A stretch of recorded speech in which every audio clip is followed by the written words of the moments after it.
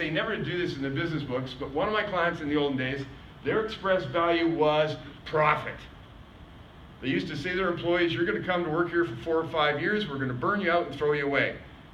The likelihood is 20 to 1 you'll still be in that chair 5 years from now. But if you make your numbers while you're here, you are going to make a bucket of money. What they modeled was profit.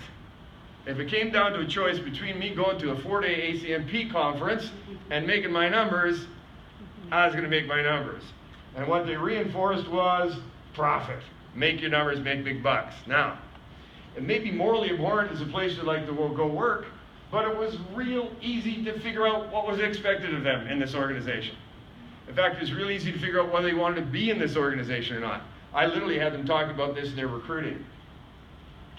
Well, let's take another one of my examples from one of my clients in the oldest days. Their express value was quality, quality, quality. We have seen the light, his name is Deming, right? What they modeled was political acumen.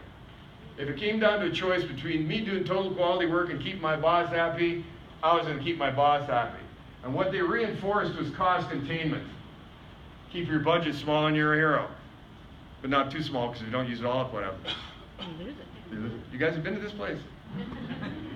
What happens when you get this tremendous non-alignment between these three sets of values? Sorry?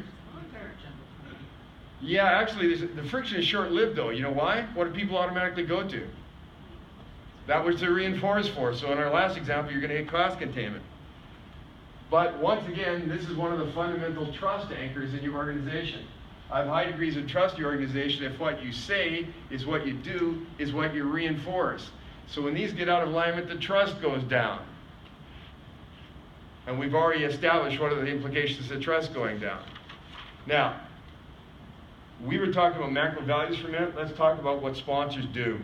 Okay. What do sponsors do? At every level in the organization, they have to express, model, and reinforce. That's their job description. However, even the express is not well enough. When we're asking sponsors to express, do you know what we're asking them to express? Anybody know? Support for the project. It's a commitment model. So this is not expressing the business need for the change. This is not expressing the strategy. This is privately and publicly expressing their personal commitment to the change. That's what we need from sponsors. When we're asking sponsors to model, what are we asking them to do?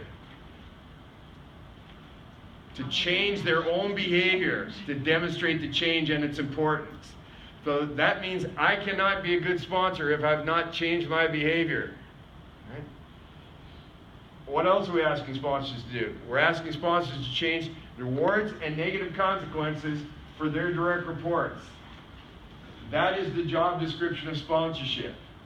Now, you should now start to feel that sponsorship is a very, very active condition. Sponsorship is action and position, not just position. So sponsorship is not signing a memo or chairing a committee or even signing a check. It is a very active condition of what sponsors express, model, and reinforce.